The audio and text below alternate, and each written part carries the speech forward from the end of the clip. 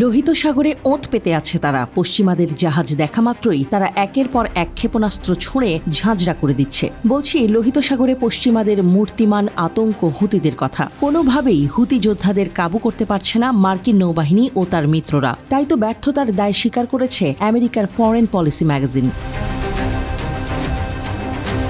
Foreign policy magazine এক নিবন্ধে লিখেছে, ইয়েমেনের বিরুদ্ধে মার্কিন নৌজোটের জন্য একটি গুরুতর সমস্যা হচ্ছে সানার বিশাল অস্ত্রভাণ্ডার। পর্যাপ্ত গোলাবারুদের অভাবে মার্কিন জোট ইয়েমেনের কাছে চরম মার খাচ্ছে, আর তার প্রমাণ দেখছে গোটা বিশ্ব। হুথির আক্রমণে বিধ্বস্ত হয় আমেরিকা, ইসরায়েল, ব্রিটিশ জাহাজ।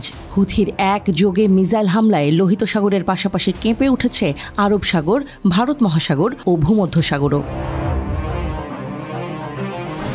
এমন কড়া মার খেয়ে ইয়েমেনের বিরুদ্ধে সামরিক অভিযানে আমেরিকা, ব্রিটিশ নৌজোট এবং তাদের ইউরোপীয় মিত্রদের বিশাল ক্ষয়ক্ষতির কথা উল্লেখ করেছে ফরেন পলিসি। তারা বলছে, আমেরিকার নৌবাহিনী এবং তার মিত্ররা লোহিত সাগরে কয়েক মাস ধরে ব্যাপক নৌ অভিযান চালিয়েছে, কিন্তু লোহিত সাগরকে সুরক্ষিত করতে তো পারেইনি, বরং পরিস্থিতিকে করে তুলেছে আরও জটিল। সামরিক বিশেষজ্ঞদের বক্তব্যের বরাত দিয়ে এই মার্কিন ম্যাগাজিনটি আরও লিখেছে, ইয়েমেনি সশস্ত্র বাহিনী তাদের আশ্চর্যজনক ক্ষমতার প্রমাণ দিয়েছে এবং তারা ব্যাপক সক্রিয়।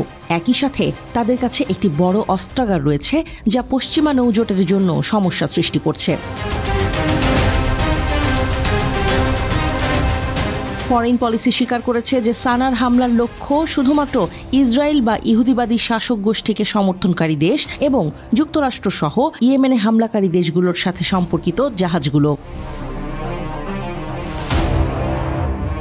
ফরেন পলিসি আরও জানিয়েছে, মার্কিন নৌবাহিনী এবং দেশটির সামরিক শিল্প সংস্থাগুলো, বিশেষ করে রেথিয়ন, ইয়েমেনি অস্ত্রের মোকাবেলায় সস্তা অস্ত্র সরবরাহের উপায় খুঁজছে। বিশ্লেষকরা বলছেন, লোহিত সাগরে মার্কিন নৌবাহিনীর বিমানবাহী রণতরীর যেহেতু ঘাটতি রয়েছে, সে কারণে ইয়েমেনি ড্রোনগুলো ইসরায়েলের বন্দরগুলোর দিকে যাওয়া জাহাজের জন্য একটি বড় ধরনের হুমকি। অন্যদিকে আমেরিকান ওয়েবসাইট বিজনেস ইনসাইডার এক প্রতিবেদনে ইয়েমেনের মনুষ্যবিহীন নৌযান বা ড্রোন বোটের বিপুল ক্ষমতার কথা স্বীকার করে লিখেছে, এগুলোর মধ্যে কিছু যান সত্যি অসাধারণ ও অনন্য। হুথিদের হামলার কারণে এই অঞ্চলে নভেম্বর থেকে আন্তর্জাতিক জাহাজ চলাচল ব্যাহত হয়েছে। অনেক জাহাজ লোহিত সাগর হয়ে সুয়েজ খালের দিকে না গিয়ে আফ্রিকার দক্ষিণ প্রান্তের চারপাশে দীর্ঘ পথ বেছে নিতে বাধ্য হয়েছে।